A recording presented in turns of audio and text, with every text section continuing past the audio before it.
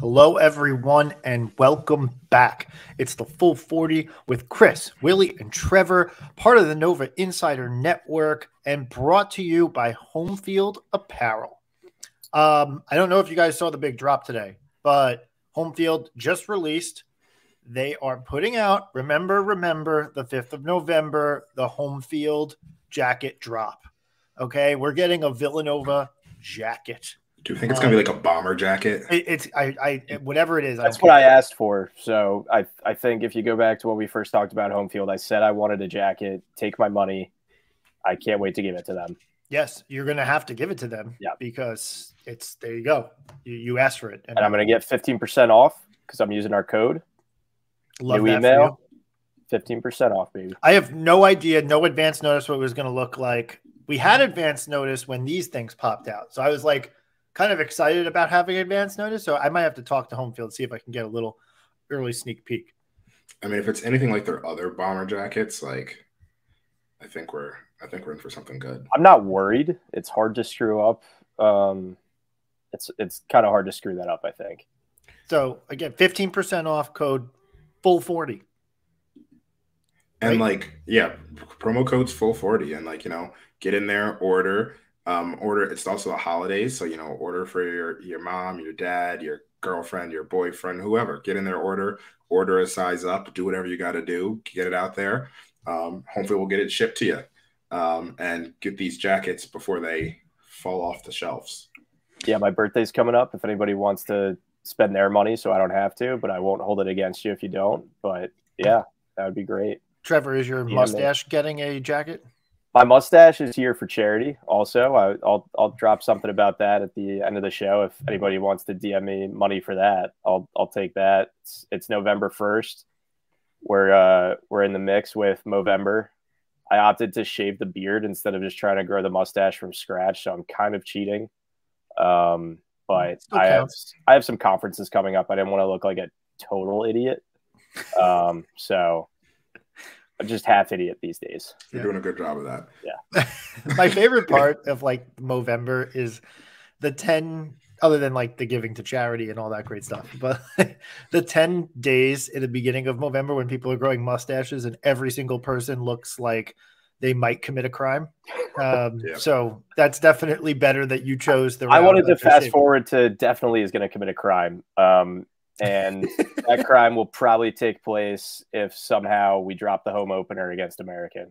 Yeah, that's a great segue. Terrific segue. So I don't know if Brian will actually do this, but the title that I suggested for this episode is that we're anti-American, which honestly, is an accurate statement. Finally, I get to speak on it. I don't want to get clipped. I think it's too late. I'm in for that for sure. Yeah. Willie said what he said. But that's it's coming. We have a weekend, daylight savings time, so don't fucking mess that up. Like, get your clocks right. Which also at this stage, you don't need to do anything. Like, all your clocks that you have likely will just reset themselves. Your Apple Watch, if you're still using analog clocks in this day and age, I don't know, who are you? Or if you like drive a car or anything. Like microwave, oven. If you're using your microwave to tell you key time events, you're already too far gone. If your microphones would get you out the door to work, or microwave, sorry, I don't know what to tell you. But what if you have a coffee maker and the coffee maker has a time set? You could just miss coffee. I'm sorry, you freaking what's this guy? Sounds Ebenezer like Scrooge, not Scrooge McDuck. You were a billionaire. Fair enough. Time set coffee makers. Whatever. We're talking about basketball. So Jesus. American. I got you all off balance. Yeah, I'm so fucked up right now. So we're anti-American. We're anti-American. We're playing them on Monday. The season starts on Monday. Yeah. It's like really actually here. I was thinking about this the other day too. How did we survive in that COVID year when we didn't have March Madness And then we went like 6 straight months with like 0 college hoops. And then they brought it back like right after Thanksgiving. How did we do that? I don't even know how we survived that year. I got through it with, I have DVD copies of the 2016 and 2018 title runs. And I spent COVID at my parents' house. And every now and then my dad would just walk in. His dad would walk in and cut off his. His dad would walk in and pull the plug on his Wi-Fi. Is what he did. Like, dude, that is the best. Like I'm on edge of my seat right now. What did his dad do to him? No, we'll find out from Trevor later what his dad did. but I survived it. Like, honestly, but actually what's hilarious is like doing a lot of the same things Trevor was doing. I have the 2016, 2018 DVDs. I would watch those. I watched a lot of like random clips. Like I was watching like Justin Moore clips. I was just everything being like, what are we gonna do? And then I played a lot of NCAA football 14 on the Xbox. So that's how I got through it. And the next thing I know, we're playing Boston College was the first game. And I'm like, oh, we're back. And Boston College was the first game. And then we beat Arizona State in the next game and then lost to Virginia Tech. All right. So it's the full 40 with Chris and Willie. Yeah, we got rid of Trevor. Yeah, he's done. Cooked. But anyway, so they did. The only thing I could think of then is that CBS replayed some like big championship games. I remember rewatching 1985's championship game, 2016 championship game. I don't remember watching 2018, probably because it wasn't that exciting of like a replay. Dante dropping 31. Yeah, but 1985 and 2016 definitely got played. So I guess there was a couple things that were going on during that time. Trevor apparently is back, but he's in the waiting room. The pain of losing the 2020 tournament is like West Virginia. He'd say, "Do you want to watch West Virginia?" We're continuing. I know we were fine last episode, but we are continuing a streak of me dropping out at the most inopportune moment when trying to tell a personal anecdote. No free ads, but like, who's your Wi-Fi? Like, who do you use? I'm trapped with my Wi-Fi situation. It's a building thing. I'm in the city of Philadelphia, and believe it or not, I can't use Xfinity. I have to use Verizon. So I do not have a choice. It just is what it is. It's usually pretty good, but you know, we're anti-American. We're anti-Verizon. But Verizon, if you want to sponsor the podcast, reach my DMs. We'll talk. Yeah. I'm on Verizon Fios, and I'm doing okay at the moment. But if I cut out, then it's definitely Verizon's fault. All right. So Willie, why don't you talk about our friends from the District of Columbia who belong to the Patriot League?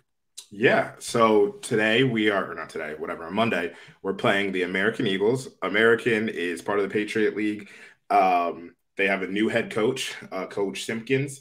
They are, how do I describe? The mascot is a pair of jeans. The mascot is a pair of jeans, American Eagles. They have they're a bit of like a older team. They have like older guards. They're kind of old and big across the front line, or big, I shouldn't say. They're just old across the front line, but like they have lost a lot of production. And they also like just don't have that many they don't have that many dudes. They have their leading scorer from last year, Matt Rogers, is returning. He's a senior. He can step out, hit the three, average like 14 and 6, 14 and 7. So it's a new coach. I honestly don't know much about Coach Simpkins. I don't know what his kind of presence is. I know Coach, he is from the DMV area, so hopefully American is going to like pick up some good players down the road. But like we're looking at a team here that's like they're old up top, and then they have like some, in theory, good freshmen, but we're going to see what kind of rocks with them. Their player to watch out would be Matt Rogers, as I mentioned, 6'9" senior. They also have a transfer from Loyola Maryland, and Nick Marshall, who like played a little bit of minutes there, but like isn't like that big of a guy, to be very honest. So they lost a lot of things. It was a team that went went 17 and 15 last year. I don't see them being much better. They're also learning a brand new style. I can't tell. I don't know what Coach Simpkins is going to do, but like it's going to be brand new to them, and they're going to be playing a very old, a very experienced Villanova team, even though the Villanova team is also learning a new style. It's just like a little bit different. And then also the American doesn't have Justin Moore or Eric Dixon on their team. So it's going to be an adjustment for them. This isn't like 2009. And what's that guy's name? There's a guy I know who was playing. You froze for a second. And I was you did like, freeze oh, for a no, second. I was like, oh no. Oh, Verizon cut my vine. Yeah. But so it's a good American team, or a young or old American team that I think is going to be a little bit like wet behind the ears in terms of with the new coach. I don't really think there's going to be like much of a challenge, I say, but they'll be a cool team to kind of watch. I'm more interested in them a little bit more long term, especially as like Coach Simpkins is able to kind of get involved more in the DMV recruiting. But we're not playing them at home or at their house. We're playing them at home. We should be fine to kind of roll through American. And if we don't roll through American, then we can have a larger conversation about that. What does the Ken Palm say? Yeah. Go ahead. I think it's worth noting that this is an American team that took down the mighty Georgetown last year. That is true. So let's bring our orange shoes and our game faces and be ready for this. Preseason something Ken we almost Palm, did not do. The Ken Palm preseason 379, or 279, sorry, not 379. So it would be a bad loss. Just gonna put that out there. It would be a bad loss. Hold on, if I log into Ken Palm has us as 22-point favorites. Cool. And 98% chance to win. I would like to double Tell me down there's on a that. chance. It does mean there's a chance. But more importantly, honestly, like it's less about, I mean, it's important to see American, obviously, but it's more about like, how do we look in that first game, you know? Like, what are the things that you're looking for to see in that first game from us? Mark Armstrong. I want to see the players. So it's interesting. Like, I always want to see the guys look comfortable in the pavilion. Like, that's to me, like, always like a thing that I look for in the first game. Like, even last year, I think we played LaSalle in our first game, and it was a 13-point win. It was kind of comfortable. I think it was like 18 for a good amount of the second half, and then kind of ended at 13. I don't think it was ever like – I don't think we were ever at risk, so to speak, in that second half of that game. But it was – as I think back on it and like put it in the context of the season that happened, there was some disjointedness. There was some discomfort. Given all the transfers, I would like to see a comfort level in this game. Like, obviously they got to come out strong. They got to come out hot, but I'd like to see us kind of put this game kind of, I don't want to say away after the first half, but like pretty close to away after the first half, and then be able to kind of not coast, because that's not the right word that I'm trying to use, but basically like control the second half, like do what they want in the second half. And like when I think of like the great Villanova teams of the last 10 years, they had just this special way of being able to assert control and then maintain that level of control especially when they had their best teams. So like, that's like the more broad-based thing, but I would like to see, I'm obviously very eager to see Burton Bamba Hart in a Villanova uni. I'd like to see a little bit of Hausen have maybe 2 or 3 threes, just to show his 5. Okay. Like I'm saying at least, so, you know, just to show that level of comfort on his level. And to Trevor's point, Armstrong, to me, Mark Armstrong is critical. How many minutes is he going to get? How in control of the offense is he? Or is this a Mark Armstrong is the guy off the bench and Moore is the guy who carries the ball up the floor for most of the critical minutes of the game? That's I want to see all those things. I want to see kind of how the team defense looks together too. Obviously, we kind of mentioned it earlier. That's kind of the thing that tends to hold guys back in getting minutes and stuff like that. So I just kind of want to see who's into the system and knows where they're supposed to be, when they're supposed to be, especially against an opponent that we shouldn't have to worry about too much in terms of athletes on the other end of the floor and size and things like that. I'd like to see Nana get some minutes. Lance Ware, those guys. I'm excited to see live basketball that counts and isn't a secret. Willie? Yeah, I think for me, I'm like everything you said. I really want to see what Nanan Njoku's role is, what Lance Ware's role is. I want to see what these backup bigs look like. We spoke about Eric and his ability to play the 5 and then also to play the 4. I want to see like what those lineups look like. So it kind of comes down to Kyle, honestly, and I want to see what he throws out there in that first game. What are the different combinations? Is he substituting after the first 3 minutes? I'm going to assume Armstrong starts, but then is it like how quickly are we bringing? I assume Hakeem Hart, but it could be Jordan Longino. It could be Hausen as the first person off the bench. I'd be shocked if it was anyone else other than one of those 3 as the first person off the bench. But I want to see what those different lineup combinations are because we have a lot of versatility. Like you could conceivably throw out a lineup of Longino, Hart, Bamba, Ware, Dixon, and it's just like really long and like kind of incredibly switchable. And I want to see like what those things that Kyle does is. So this is, I think, I don't know if anyone saw. I know we saw, but I don't know if anyone saw Kyle's interview with the Field of 68 at MSG during Big East Media Day. Oh, yeah. Kyle seemed so different, so comfortable in his own skin. I feel like comfortable in year 2. I wanted to see if that translates to on the court, where he's able to put his own stamp on it.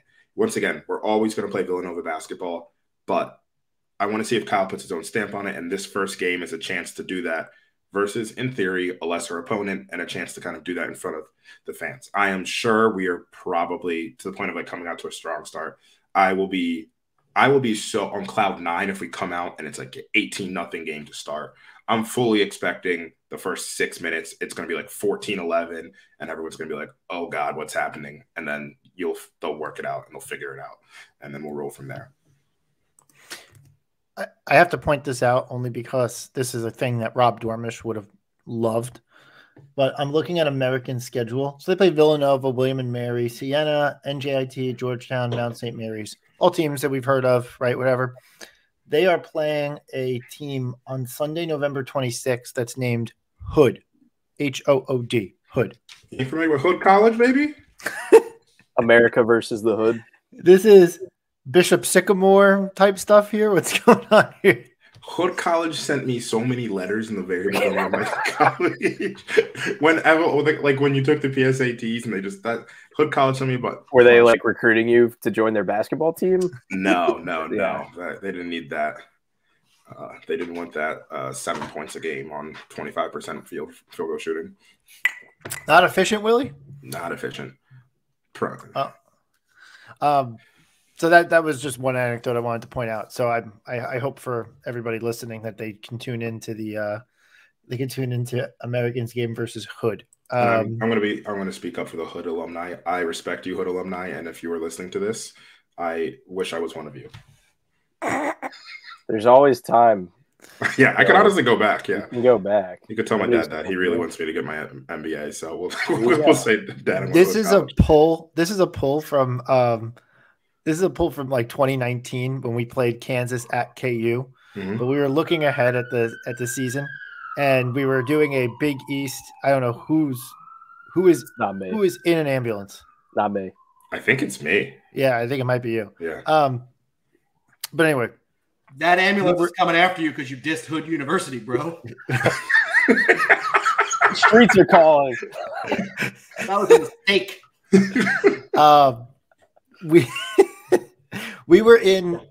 Rob and I were in Kansas, and we were looking at our schedule to come and the Big East schedule, whatever. We're looking at Creighton in particular, and they had a game versus Bemidji State or some shit like that. And Rob and I were absolutely Bemidji State, bro. Bemidji State. It's in Minnesota. It's a good hockey school. We were absolutely obliterated on that podcast and just having a field day with that. But yeah, so I would like to see a Hood Bemidji State NIT matchup. championship. There you go. Well, no, they can't play in the not NIT. anymore. Right, Not allowed. Right. Not allowed. Villanova ruined the NIT for everybody. Rob's in the comments like, I remember this. I was so wasted. Anyway, all right. So we're gonna win the first game. Is that the prediction here? Are we all kind of agreeing on this? We better. I will go and say we will win the first game. I'm on record for that, and if we lose, everyone can look at me. Right? I'll take the post game stand instead of Kyle, and I'll take the line. Of the games in the first week, I'm a little bit more worried about Lemoyne. So, like, here's like the weird thing. So, for anyone who is unfamiliar, Lemoyne was a D2 team. They are now going to be D1. This will be their second D1 game, official D1 game. They've played D1 games because they'll play up, whatever. Their first game is versus Georgetown, where like. I don't know. But like, I think just to take it a step back, I think people always think, oh, it's a new D1 team. Like they're not going to be good. That's not necessarily the case. I think the last two D2 teams to come up were Merrimack and I believe Lindenwood. Merrimack was good. Yeah, both of which finished at the top two of their conference. So like, there's a chance. And Lemoyne Merrimack was supposed to go to the tournament, but yeah, exactly. Participate. Yeah, which is the stupidest rule in the world. Well, if I'm not mistaken, Merrimack not making that tournament allowed Fairleigh Dickinson to make the tournament. Mm-hmm. Is that correct? Is that my number? Yeah. Fucking ridiculous. Which exactly. We all know how that ended for Purdue. You got to watch out for those D2 teams, especially our friends in the Big East and Big East of old. Louisville dropped a tough one this week to a D2 team. St. John's had issues. Is Pace D1 or D2? They're D2. Yeah, you got to watch out for the D2. It's and so, let me say they're small, but Lemoyne returns grad transfer, senior, grad transfer. Whether that's us or Georgetown, that's a team that's not going to back down. Like that's who they return in their starting five or their projected starting five. Then they have a grad transfer off the bench, and then like there's some sophomores and juniors, but like they're old. They're like kind of just the good teams, a good team. Oh, Stonehill was the other team I was thinking about. And also like a lot of teams in the NEC have left. So like there's just like opportunity to kind of like take a hold of it. Maybe they get the doors blown off by us in Georgetown and they figure it out a little bit earlier in the year. But like this is a team that's going to be looking to make a statement in their first couple of games. And they have two historic programs to do it in front of. I say that this isn't March. They haven't had a chance to coalesce. We should run them off the floor. Just terms from talent to talent. But in general, I would not be surprised if we see this team even like during the season, like you're like, oh crap, they're like in contention for the NEC. Now they won't be able to make the tournament because of stupid archaic rules that the NCAA needs to change. But I think it's going to be a really like cool game. I'm excited to see Lemoyne, just like the Dolphins there, which is a hilarious team name. I don't like it works for the NFL. Dolphins doesn't work for college basketball. I'm sorry, Lemoyne. I'm sorry, Jacksonville. It also doesn't work from Syracuse, New York. Yes. Also, it doesn't work from Syracuse, New York. Like you're not like Miami Dolphins make sense. That's like an oceanic kind of school. Like it's kind of there. Like there's that meme. What the hell a polar bear doing in Arlington, Texas? What the hell's a dolphin doing in Syracuse, New York? Yeah. But they're going to be like they're an interesting team. I'm excited to see I'm excited just to see them. I love when I see like D2 teams can become D1 and then like their growth and all that stuff. That's just like super interesting to me. So I'm excited to be a part of like their early story and we'll see where it ends up for them. I like them if we lose. I mean, if we win. Yeah. If we lose, I will take the stand once again. And if we lose, we're definitely a part of their early story. So careful what you wish for there. Yeah. No, I hope we hit them with the train. That's pretty much it. But we are going to do another podcast before the Lemoyne game. So we're not previewing that. We're just talking about how Lemoyne's more scary than American. Yeah, no, we'll talk more about Lemoyne. And honestly, by that time, they would have played Georgetown, so they will be. Yeah, I'm going to watch that game. They'll be 1-0. They'll be 1-0. Right in the hot Two undefeated teams match up in the pavilion on a Friday night. Cool. So we've got the first game in the books. Yeah. And so we think we're going to beat the American Eagles. Yep. That's terrible. Their name shouldn't be the Eagles. Who came first? I think the answer might surprise you. I don't know the answer, but I'm going to look it up, actually. Trevor's just like saying BuzzFeed articles. I don't know who he's talking about. Well, anyway. I'm trying. Like, it might be one of those things that this is like, a very old store that. Never mind. 1977. I assume the university came first. Take back everything I said. Cut that. So leave it on the cutting room floor on our live session. So one other thing that I'll just say is pace. Mm-hmm. And I'm not talking about St. John's. I'm talking about the pace, the tempo that we play at. So that's definitely something that I'm particularly interested in, right? Like, because last year we played slow under Jay Wright. We always played slow except for 2018, right? Like with the depth of this roster, like, I think Fanta said it, this could be Villanova's deepest. I'm not saying it's top end best, but deepest roster that we've had in the last 10 plus years. I'm just struggling to think of another team that's as deep as this, at least as of this moment. And like could go 9-10 deep. Yeah. You would think that would get, at least on paper, a slightly higher pace, because you could sub a little bit more. You have more options. You got to get more guys playing time and in the flow of the game. So you would think that might come to pass, but I am curious to see, is it going to be walk the ball up the court and take all 30 seconds of shot clock? Or is it going to be, hey, let's move a little bit and see what's coming to pass with this team? If Mark takes a little bit of a leap, I don't know how we can walk the ball up the court. We're just putting like chains on a greyhound. Like, you got to let him run. So if like, we know Justin is methodical and that'll happen. So like, even if we're not actively being slow, the pace will be slower when Justin has the reins. But like, when Mark's on there, I'd imagine we're going to let him run just a little bit, especially if he takes that leap as like a floor general to know when to stop it, because that's the thing that he'll need to work on, is like, when do I push and when do I like make everybody run with me in transition? And when do I slow down and I recognize, all right, we don't have an advantage, we don't have numbers, and I slow down a little bit.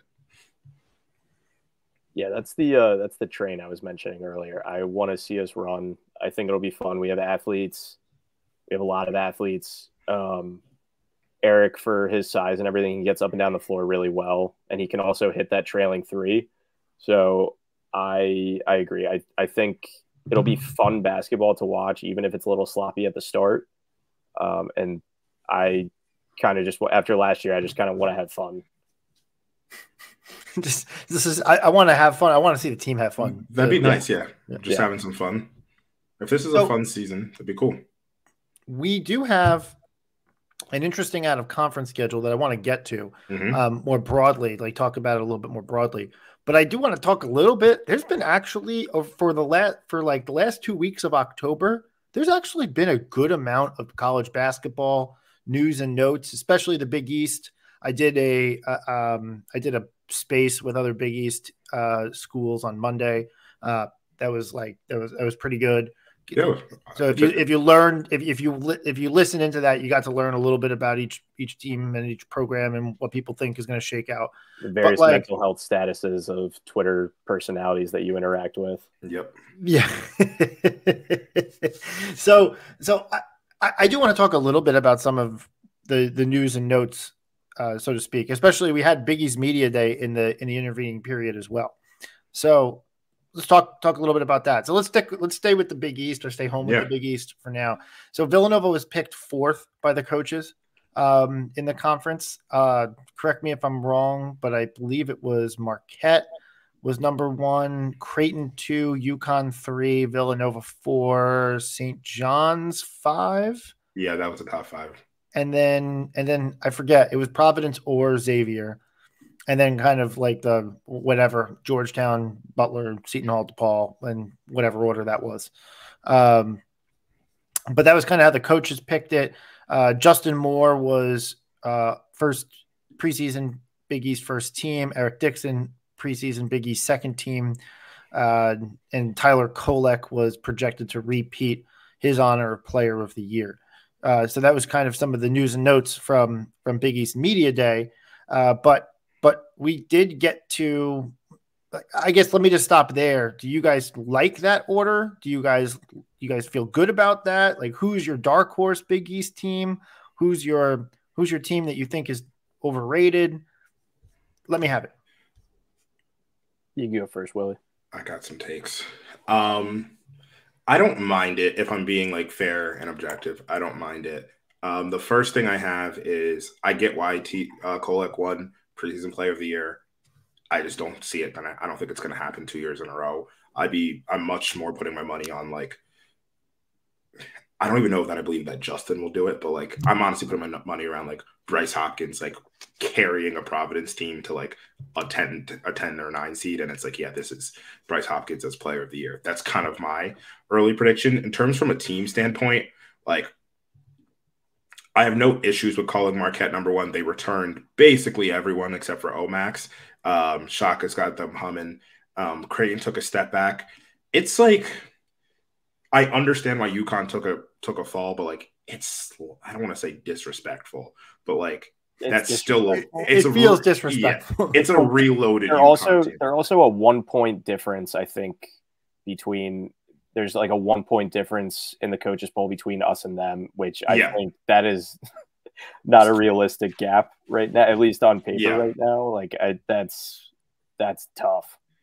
Yeah. So I don't know. I take UConn as like they're not my dark horse. It's UConn's to lose again. That's what I think. I'm just gonna roll with UConn as like my projection for number one. I'm not gonna lie.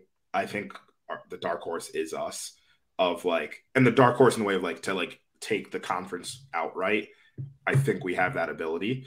The other dark horse I have is Providence, like taking a step and being like not they were voted 7, but like Providence being like 5. The ones I'm leaning overrated. I'm sorry to say it, I just don't buy Creighton. They have all the talent in the world. I think they are a tournament team. You know what? Put me down as a Kalkbrenner hater. Oh wow, get a job. Wow, Willie pulling out the UConn insult. Kalkbrenner's just tall. He's a fraud. No, he's. I mean, look, impact defender, but he can't handle slim dicks. I love it. So that's kind of I would say that's like if I'm putting a hot take out there, like Creighton, I think if out of the top 4, Creighton's the one I'd be like, I wouldn't be shocked to see them like finish 4th, 5th, 6th, which is saying a lot because I know how good they are. Like I actually like genuinely do really, really like Trey Alexander, but I kind of thought Nemhard was the straw that stirred the drink. And like he's in Gonzaga. I think Trey's good. They lose Kaluma. Ashworth is going to be good. I like him a lot, but I don't know. I'm anti Creighton. That's a okay. All right. Willie spoke. Trevor. So while Willie was going through that, I looked at what the preseason poll was for the 2018-19 season just to see like what people thought of our team coming back that got absolutely gutted after a championship run. And we were selected as the coach's pick to win the conference. So I think it's absolutely ridiculous that, look, I know Marquette is a really good team, but don't sleep on UConn as much as it pains me to say out loud and have that in the world. I like that's scary. And Hurley is that guy that's gonna plaster that on the locker room wall and be like, nobody believes in us. Like how dare that? We did all this with barely having all these 5-star guys come in, a great recruiting class, returning top performers, preseason All-American in Klingon. Nobody wins championships with 7-foot players anymore. It's just, look, this is a scary team and they're going to be fine. They're going to pull the whole, everybody's giving us their best shot every night. Like it's all the same, like shtick that we used to say all the time. Just like everybody's going to be coming for them. Sure. They might not have the same record as last year, but they're a good, scary team. And same thing with Marquette. I think we were ranked adequately. Like I agree with the coaches' rankings. I don't think the numbers are as close. Like I don't think this is going to be like a 16-2 conference champion or whatever, whatever it shakes out to. I think it's going to be like a 13 or 14 win team maybe. So we'll see what happens. I don't really know what's going on with like Seton Hall and Butler and all that. Like I think all that's pretty adequate. Georgetown, I'm not expecting much from, honestly. Yeah, they have Ed Cooley and they got a couple of transfers, but it takes a lot to right that ship after what it's been through. Yeah, I don't have too much else to say on it. I watch out for UConn. They're a wagon. Yeah. One thing I wanted to add about UConn, just like before, is like I just don't know how many teams with two, like, all right, you all know, like, I'm really into the draft. In my early rankings, Stephon Castle is like my #1 pick. Now, this draft is like, just a quick aside, is a weird draft where like it's kind of flat. There's no one like that great at the top, but there's a bunch of like interesting players. And of all my early scouting I've done, like Castle's my #1 pick. Like he's a big combo guard who's going to probably end up being a lead guard in the NBA. He's super interesting. And then you have Klingon, who like we've seen how the NBA is like slowly turning back towards big men. And like Klingon can do what Walker Kessler's done. And Walker Kessler's success is going to make Klingon be drafted higher. Like Klingon could go, you could tell me Klingon goes 9 next year and I wouldn't be surprised. So like you have 2 top 15 level picks on the team. That's a returning champion that has deep guards. Like, it's I just think that's right. really that's to say nothing of Caravan, who was a close second to Whitmore for freshman of the year last year. That's to say nothing of an insane head Tristan coach. Newton, who was a good point guard for them down the stretch. Like now we say all that, but they also got their shit handed to them in the Big East. So who knows? Like maybe it'll happen again. But yeah, look, I think that's the one point that Willie just made that makes their preseason ranking of maybe not the top dog in the conference as like somewhat more legit, is because Hurley said last year during the middle of conference play, I don't think we're best suited for conference play. I think we're best suited for out of conference play. And like, so when people usually say that, I'm like, all right, this is setting up for a pretty embarrassing March Madness run. But I actually kind of believe it, because Hurley just runs scheme after scheme after scheme after scheme after scheme, constantly throwing planned action. His playbook has to be miles long. And so I think with Big East teams who are comfortable, who see them 2 to 3 times a year, you kind of know what he's going to run after a little while, so you can kind of game plan that a bit more.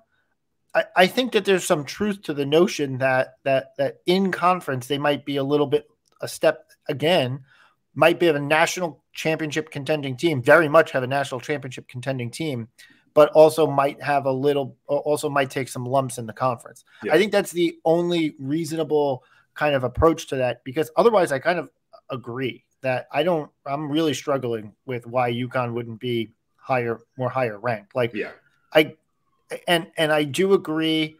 I was between Creighton and Marquette. I think Marquette is probably pretty close to getting found out in the league with Shaka now 2 years in, and people kind of knowing what he runs, and they're returning a lot of the same guys. Now, granted, you could say all these guys take a step up and they're going to be that much better. But Omax helped him stir that drink last year, and I could see Marquette not winning. Like, it wouldn't be crazy to say that they're not going to win the conference and the tournament again this year. So, like, to take a step back for Marquette wouldn't be like an embarrassment. It would just be kind of normal. And then I kind of do agree with Creighton. I will slightly push back a little bit on that notion, just a tad, but I do agree that I think that they might be slightly overrated. I was going to say, though, who do you think will be the coach of the year? And I was listening to Gary Parrish and Matt Norlander's pod recently, and they were talking about the Big East, and they were saying like, oh, well, if Shaka wins, then it has to be Shaka. But they said, like, well, what if Rick Pitino gets them to like 3rd or 4th in the conference, and St. John's returns to the tournament as like a top 6 seed? Like, he's definitely going to be coach of the year, right, in the conference.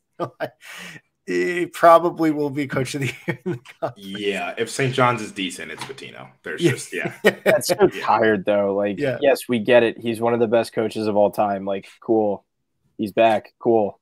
But like, don't just give him gratuitous coach of the year. Like,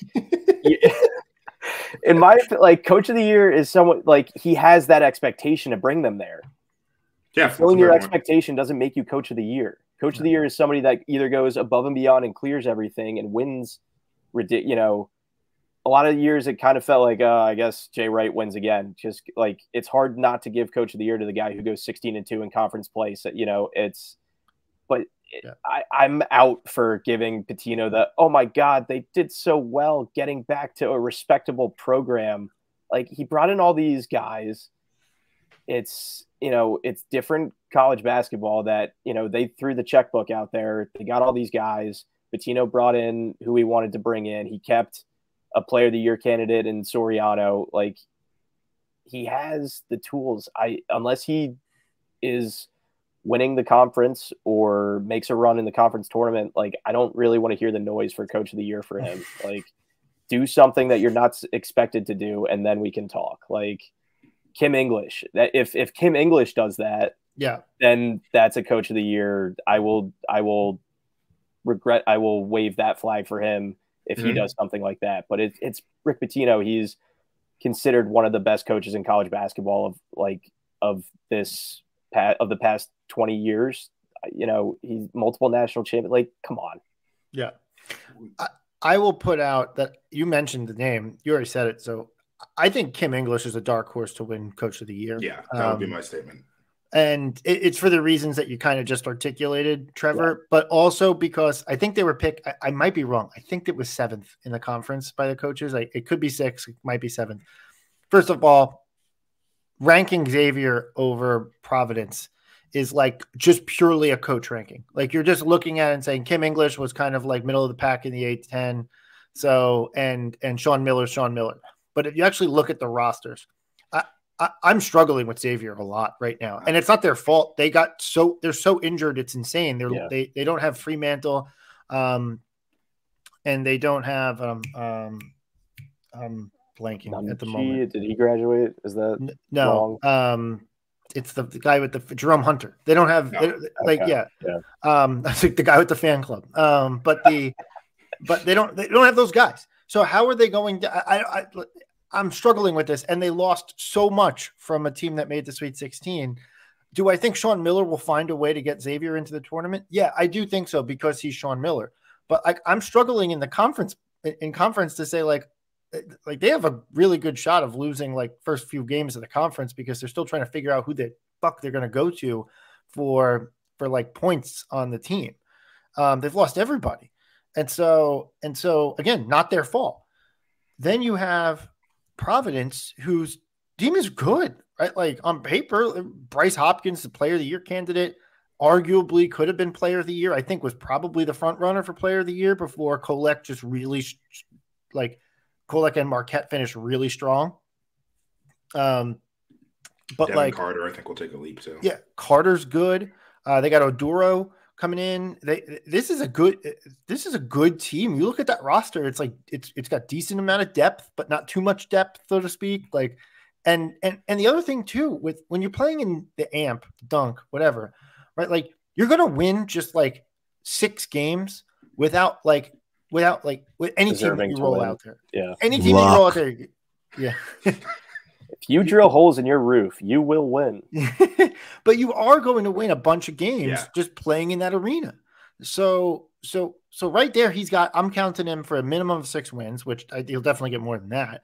And then he's going to win 5 games on talent. They're going to be 11, 12 win team. And I agree with Trevor that this is probably a 14, 15 win team who wins the conference. So you could have Providence be, if they get 12 wins, they're probably going to finish top 4, top 5, get a bye. That's probably good for coach of the, that might be good enough for coach of the year, given the preseason expectations are. I don't disagree. If I was voting, as a preseason, I would say English, especially if they have a decent season. I do want to change, not topics, but just what does Cooley have to do? to win Coach of the Year. Win Coach of the Year. He has to make the tournament. He has to beat Providence. Yeah. If he wins, if he makes a tournament and wins at the AMP, then all right. Yeah. He has to survive the Providence game. He wins Coach of the Year if he comes out alive. Yeah. Coronavirus. That's another thing. I don't know where the realistic expectations are for Georgetown. Like I said, it's when you're that bad for that long, and then you get the big name coach who brings I don't even know, he brought in Epps and who else? Like I don't know. They got some guys, but I have no idea. Like we're talking about, they might lose to Lemoyne. I have Georgetown finishing last in the conference. I'm putting that on record. I realize that could blow up in my face, that we could lose to them, but that's a fun blow up in my face kind of thing. Like I think that would be hysterical. I got them last in the conference, but here's the weird thing: they could absolutely win 4 games, and it'd be a massive step forward for the program. Yeah. And still finish last in the conference. Yeah. That's like when this is like a DePaul situation almost from a couple years ago, when all of a sudden it wasn't like you sleep on DePaul. Now we're talking about hashtag ranked DePaul is coming up. But it's ranked DePaul season, baby. Yeah.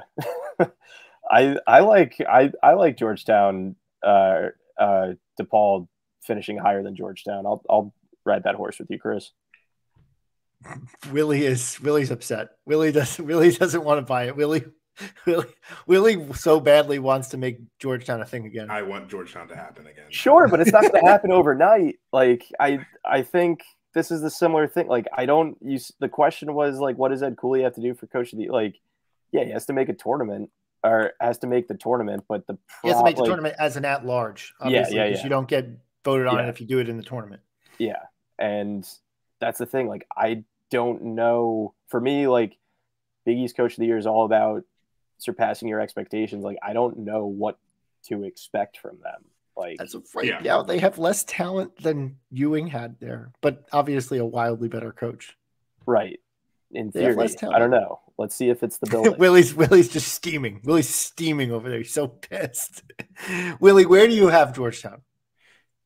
I have them I have them above Butler and DePaul. That's where I would put them. Okay. Right below Seton Hall. Below Xavier. I have Seton Hall above Xavier.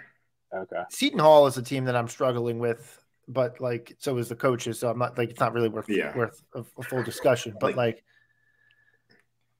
the team from the bottom of the pack that I think, the very bottom of the pack that I think could surprise is probably Butler. Ish. There's some talent there, and again I go back to the arena that they play in, but Hinkle Fieldhouse is good for 5 wins. Could you 5 and eke out a couple more, and then all of a sudden you get 8-9 wins, and then all of a sudden you're middle of the road in the conference, and wind up with a 7 seed in the Big East tournament. You could envision that. Sure. Right? Georgetown's not going to have any people in the arena unless they start out really hot. Yeah. Seton Hall is not the easiest place to play, but not a terribly difficult place. They have a pretty good home court. I feel like a decent home court. It's not blow you away home court. It's it's probably a step above Wells Fargo, a step below the Finn. And then other than that, I'm struggling. Right, DePaul doesn't really have a good home court, right? The arena's nice, but the fans don't really show. So I'm struggling with any of those other teams pulling it together. I'm just thinking realistically, when the coaches vote Providence 7th, I struggle with that because I'm just you coaches know how tough it is to play at that arena, right? And the same thing is with Butler. So it's fucking really hard to play in those places. You know that they're going to sneak out a couple wins that they probably shouldn't because they're who they are. Butler beat Xavier last year in Hinkle, and that team was ass last year. So I just think that they will. So we don't need to talk too much more about the dregs of the Big East. So if we're done with the Big East, do we want to take a look at the non-con here? Yeah, I'm in. So I don't want to run. Oh, I'll run through the games that we have non-conference. And what I'm curious for you all is like, what game are you most excited to see? We're not going to do like a individual game by game preview nor predictions, but I would like overall season predictions at some point.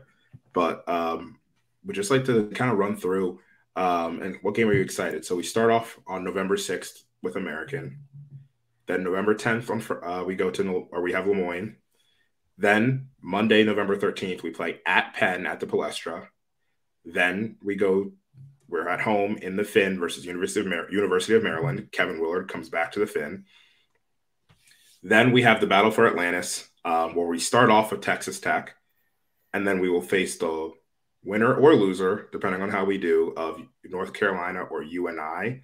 And then the last game, I believe it's either, and help me out, I believe it's either Arkansas, Memphis, and UNC's in there.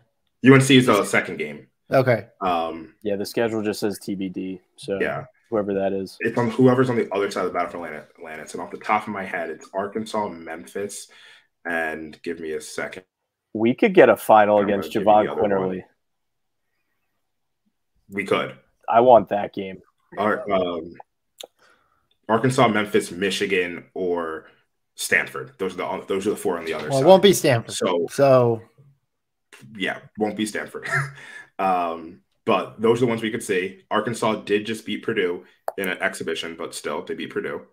So we have those games, and then we have St. Joe's at home at the Finn, and then we have the Big Five Classic, which will be Temple, Drexel, LaSalle. One of those three is who we're going to play. Then we go on the road to Manhattan, not New York, Kansas, where we play Kansas State. And then we have UCLA at home, the return of our home and home game. And that, I believe, wraps up, our non-conference play. So out of those, what would you say you're most excited to see? What game are you kind of like, this will be interesting, curious for y'all? The game I'm most excited for is probably, it's like somewhat of an unpopular, probably going to be an unpopular answer, but it's UCLA for me. And my reasoning for that is it's our last non-conference game versus a good opponent and a good coach. So like for me, I'm most excited for UCLA because I think that's going to be an actually good test for this team right before we enter in Big East play and have to go to Omaha to play Creighton. So that's my game that I'm most excited about. But when I look at the non-conference schedule, I like how it lays out for us.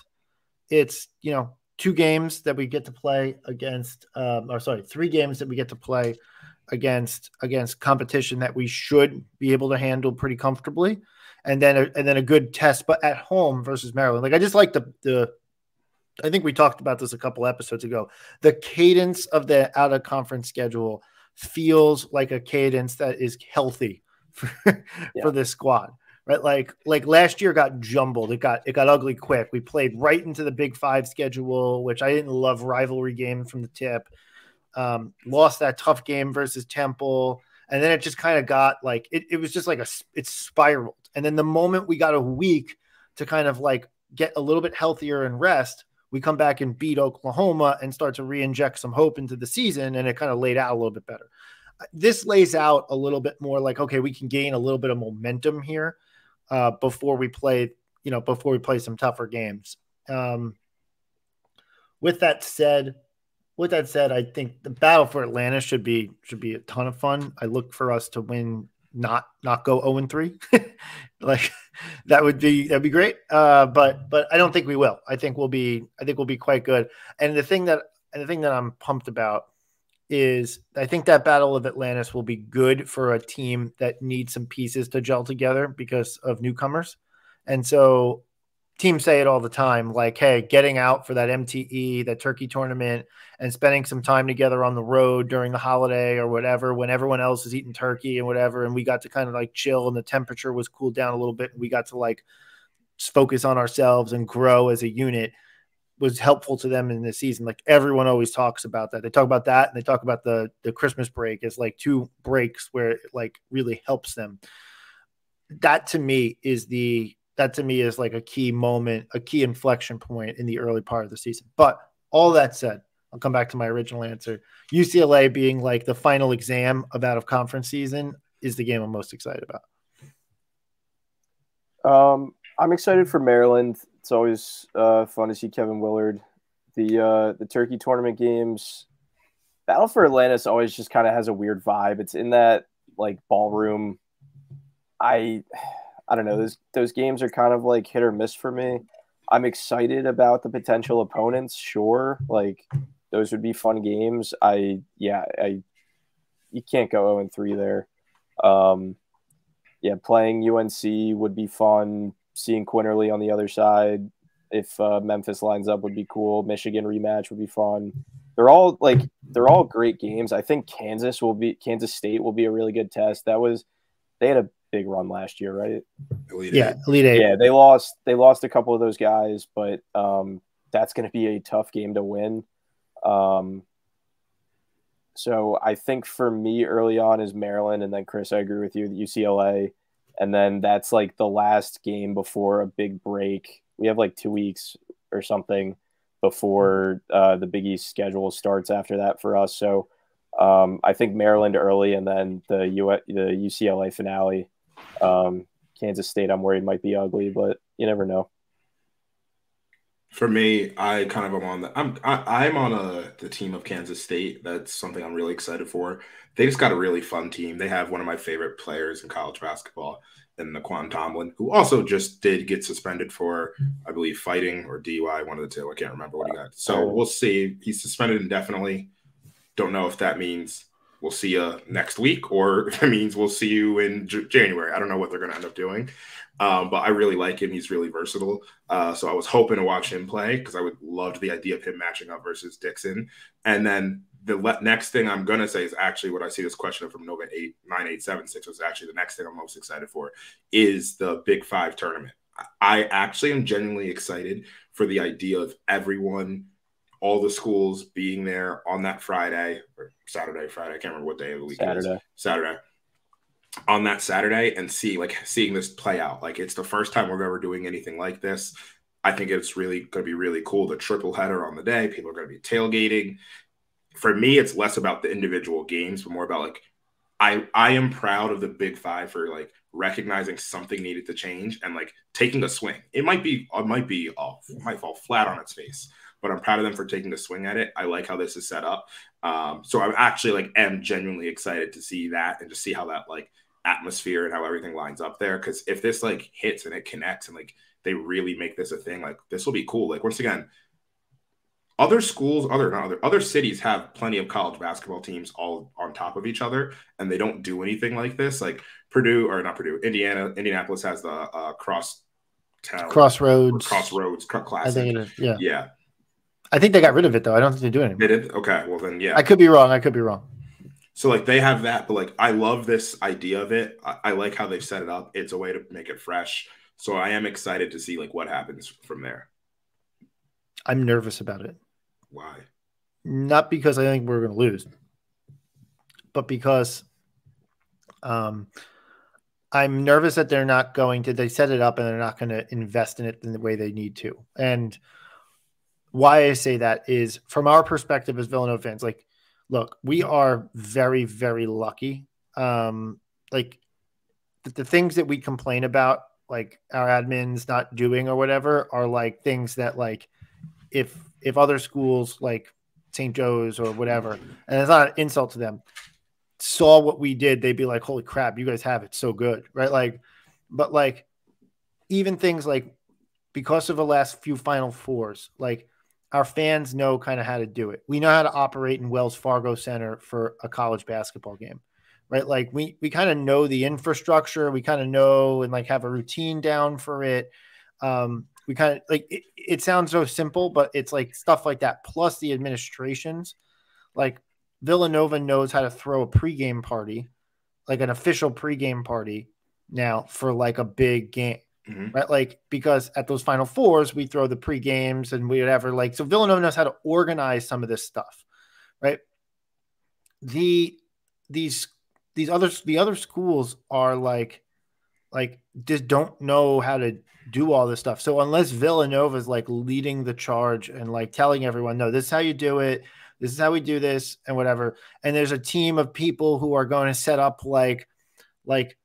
I'm thinking of it like they should, the parking lot for Wells Fargo that day should be like the Final Four fan fest. If you've been down to the Final Four, it's like they should have like legends from the Big Five, like signing autographs, right? Like, the Jameer Nelson should be there signing autographs, right? Like it should be like a whole thing where like there's kids and then there's cornhole tournaments between Villanova fans and LaSalle fans. Like there should be like a number of different like festivities that make the day like really fun and a big to do. Mm-hmm. I'm a little bit nervous with like a triple header that you're going to have one ticket to that like you're going to have to figure that all out. And then the thing that they have to do, and I assume that they will get this part right, for student sections, they need to like basically bus students in and then remove them when their team's finished, right? Like again, like a Big East tournament session. But like, so it's like a whole investment process that needs to happen. And only because I haven't seen a whole lot of marketing on this yet, I'm at this point a little bit nervous that they're not going to invest what they need to get this right. I think the student section is a really good point too, because if you remember, they split, at least for Villanova games at Wells Fargo, they funneled the student section to one side now, and they I think I'm remembering that right. Like they just sold season tickets to everybody on the other side where like the media sits, because that's like the access to the halftime lounge and stuff like that. So I'm interested to see what the plan is for student section for that. I wonder if they take up another section in the lower bowl for that. That's a good point. I think Temple kind of knows how to do it with the tailgates because they play their football games at the link.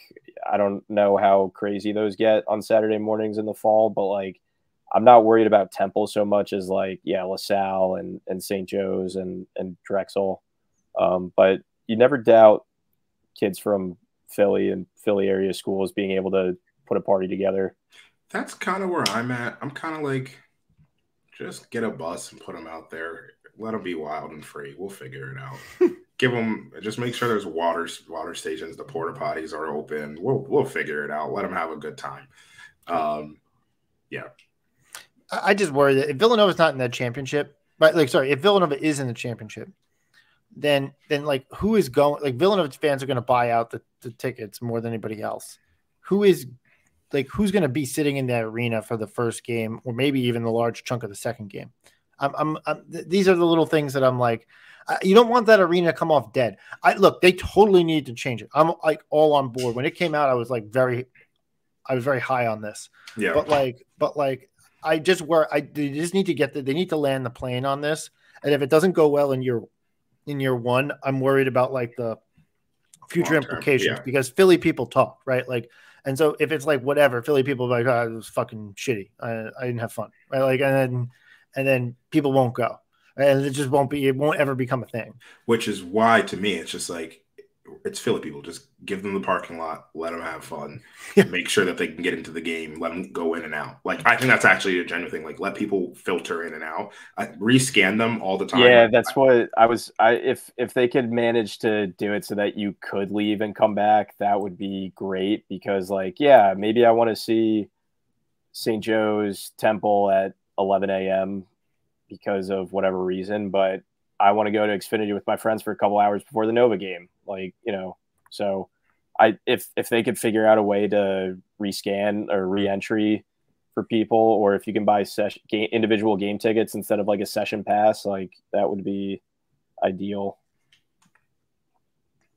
Okay. All right. So then does anyone else have anything? Because I want to get to like season predictions and just like, we got to put our stamp here. We got to call it out. Fuck. Yeah, I know. We talked expectations. We talked expectations, but now we got to do predictions. I need hold and card. You know what I'm trying to say. I think it's important that we set expectations again, just to say this in advance of saying predictions. expectation for me for this year is that competitive bye in the Big East tournament and to be favored in the first round and be competitive and expected to be competitive in the second round. That's my expectation in terms of like what this team needs to be able to accomplish, or I'm going to be pretty pissed off about how this year transpired.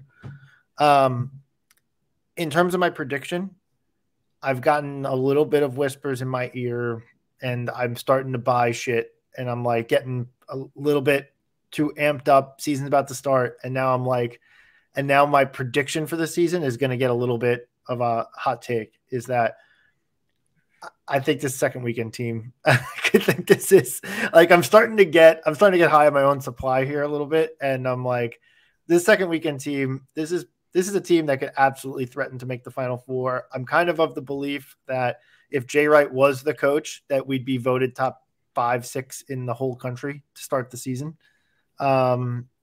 And so obviously Jay Wright is not the coach. So it's a very large caveat to this whole thing, but I'm actually starting to get a little bit high on my own supply. I think my prediction is that out of conference might be like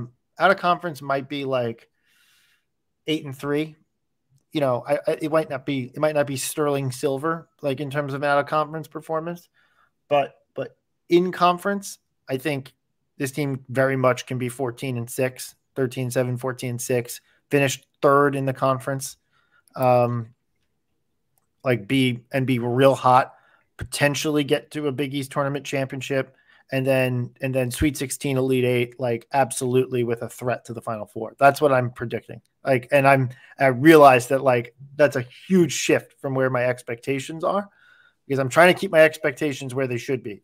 But I keep looking at the roster and I keep reading the tea leaves from what I'm hearing, from what's going on the main line, and I'm like, shit, this team's really fucking loaded. Trevor, I'll go to you. If we want to just talk like numbers, like, yeah, we're all drinking the same Kool-Aid right now. At least Chris and I are drinking the same Kool-Aid right now. Like, I don't know. Obviously I'm a fan of the program. I like, yeah, why wouldn't we go 40-0? I don't see a reason why not. No, I think there's 2 or 3 losses sprinkled into the out of conference. The Big East, as we know, and I said I wasn't going to say it, but we know the Big East is harder to win than a national championship. So I think, anywhere from 11 to 15 wins, in that range somewhere. I don't know if I average, I don't know, put us at like 22-9 before the Big East tournament starts. I don't know. And then I think we see what Justin Moore and Eric Dixon and these guys that are in their last year of playing college basketball can do. It's hard to, when you've seen what Jermaine and Colin were able to accomplish when it was like, hey, this is the last time we get to do this. You kind of get goosebumps, at least I do, thinking about like how much Justin Moore and Eric Dixon have put into this program and care about it. And it's just hard to imagine they won't go out on a high note. So yeah, put me down for, what did I say? 22-9. What is, ish. Before the Big East tournament. I'd like to make it to the semifinals. And then, second weekend. Let's go to, where is it this year? Phoenix? Let's go to Phoenix. Vegas. No, Phoenix is the Final Four. Okay. Second weekends are in Boston. I think Vegas, actually. I can't remember. Beantown, baby. I don't think it's back in Vegas. It was in Vegas last year. It was last year. It was in Vegas last year. Okay. Yeah. I'll go to the Final Four. Twist my arm. All right. Well, Chris, are you looking it up? I am looking it up. Okay. So while Chris is doing that, I say take a walk with me.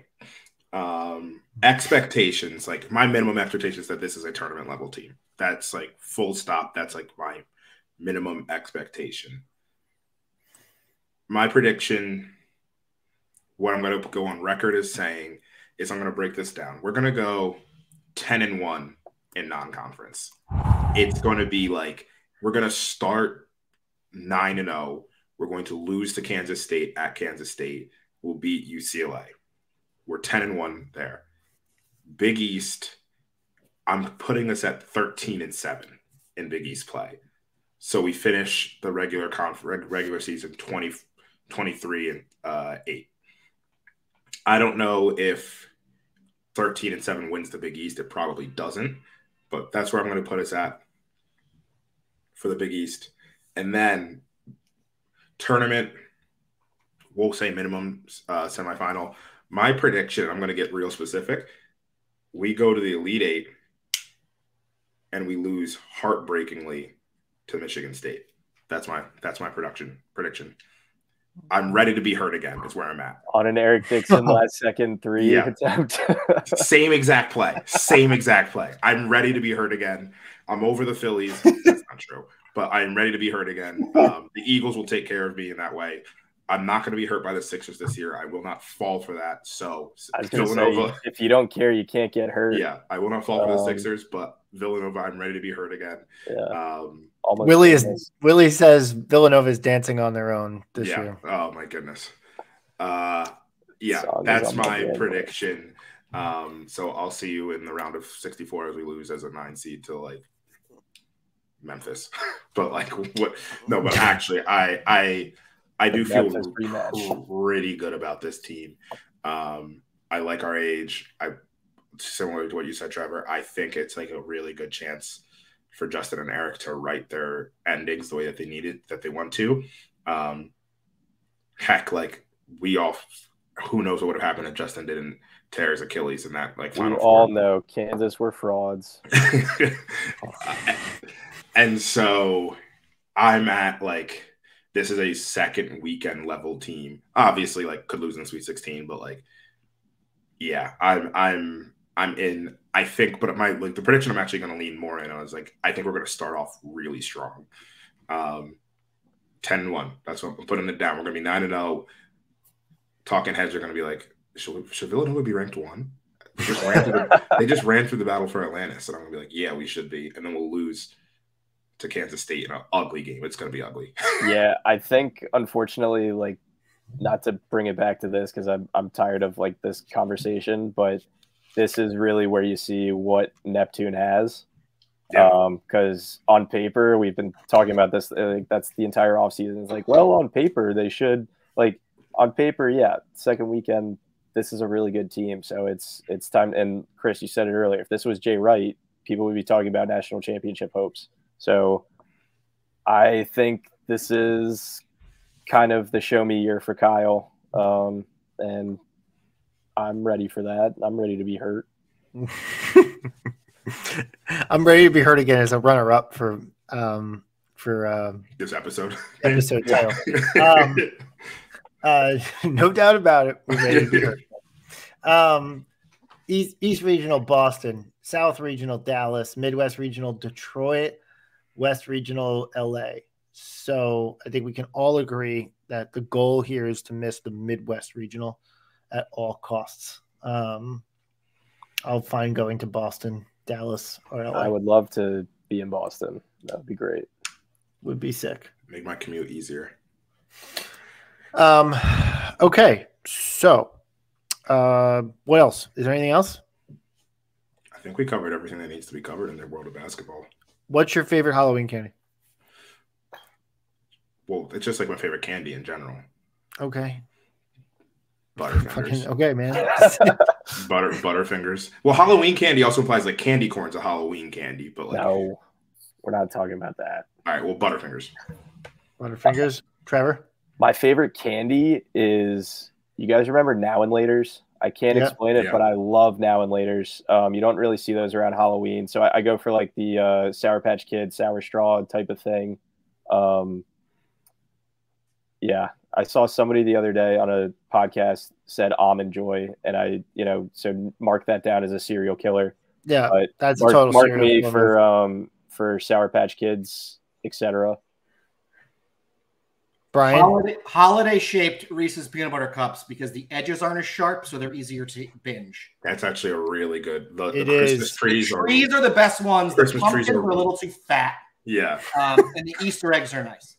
But I want there to be like one for every season. It's like a 4th of July one for the summer. And maybe like a pickaxe for Labor Day. So you have one for like July. Hammer and sickle for Labor Day. Like, there should always be some, like Arbor Day is in April. So like right after Easter, maybe you have the tree. I love that. 420, just a Reese's cup shaped as a weed leaf. Yeah, a leaf. You know, I mean, there's enough holidays out there. Yeah. How about a turkey? A turkey peanut butter cup. What about you, Chris? It's probably Reese's, but Kit Kat is right there. It's like 1A, 1B for me. So yeah, I struggle with the notion that it would be anything else. Did you go trick-or-treating this year, Chris? I did. I took my 2-year-old daughter trick-or-treating a little bit. Did you take all the candy? How does that I let her work? have a little bit. How does that work when they're 2 years old? They don't even know. They know that they're getting something, and they know what candy is, and they know that they don't really have it. What did she dress up? They're just kind of excited to be given something. What? What did she dress up as? She loves ice cream, and she has this toy where she can make ice cream, like fake ice cream cones for people, and so she loves that. So we actually got her a little like ice cream vendor. Oh, that's cute. It was adorable. She was hilarious, and it was cold out too. So I also put like I put her in a ski suit and then put the costume over it, so she just looked like the Stay Puft Marshmallow Man, just like walking around the neighborhood like this. I saw this one girl. She was a jellyfish. They just decorated an umbrella, and the girl was under the umbrella, and the dad was just walking around with it. And I was like, "That's incredible," because no one's really dressed up. Like, it wasn't raining, but it was cold. But I thought that was a good hack. Chris, did you pair with the ice cream vendor? I didn't. Or you were like, no. I'm the dad. Yeah. I'm the dad. Here I am. I'm the dad. At one point in time, my daughter looked at me and goes, "Dada, I want to go to Halloween." And I'm like, "You're in it. You're doing the thing. You're doing the Halloween. This is Halloween. Like, you're Halloweening. You've got it. You got it down." You said, "I want to go to American." Nope. I want to go to Hood College. I want to go to Hood College in Bemidji State and Merrimack, Brian. Can you tell me what the mascot is at Bemidji State? Since you said you could name all 300 Division I mascots. Well, it's not Division I, so that certainly is Division I. How did they win a Division I college hockey national championship? It is not Division I in college basketball. That much I can tell you. I don't believe you. Look it up. I am asking Google, Elon Musk. I'm going to start with Twitter and then go from there. I mean, they have a website. Not a lot of D2 schools have a website. Yeah, they're D2. They're one of those grandfathered in schools for hockey, which Merrimack was until they got bumped up to. So. Yeah. And Johns Hopkins is for lacrosse. Yeah. Johnny Hopkins. I spoke about with Johnny Hopkins. Yeah, but I'll take the loss on that one. Sorry. And I definitely can't name all of them in Division I either, but yeah, I mean 300 is too many to name. We'll check the tape to see what you claimed. Okay. All right. That's it. So we're gonna see you guys after the first game of the season. Here we are. Just get excited. We are here. We finally have fucking made it to the end of a very, very, very long off season. A weird off season for Villanova, but an interesting one nonetheless. And as we can all agree, we are ready to be heard again. So that's it. That's all we got for you guys here today on the Full 40.